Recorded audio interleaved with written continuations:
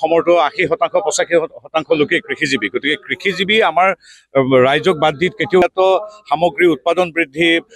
অধিক কেনেকৈ উৎপাদন কৰিব পাৰি, অসুবিধাবিলাক কেনেকৈ দূৰ কৰিব পাৰি, নতুন বিজ্ঞানসন্মত বীজৰ পৰা ড্ৰোনলৈকে আমি কেনেকৈ সহায় কৰিব পাৰোঁ, সেইখিনি কথা ৰাইজে পাতিছে, মোকো ৰাইজে মাতিলে, গতিকে মই আহিলোঁ। আৰু এতিয়া চাওক, এখন আপোনালোকৰ সময়ত দেখিছে ড্ৰোন, আমাৰ বাইদেউ এতিয়া তেখেতে ড্ৰোন দি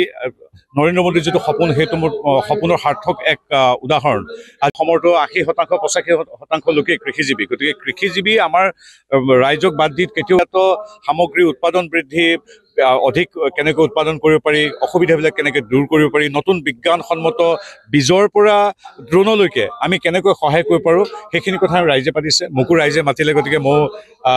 আহিলোঁ। আৰু এতিয়া চাওক, এখন আপোনালোকৰ সময়ত দেখিছে ড্ৰোন, আমাৰ বাইদেউ এতিয়া তেখেতে ড্ৰোন দি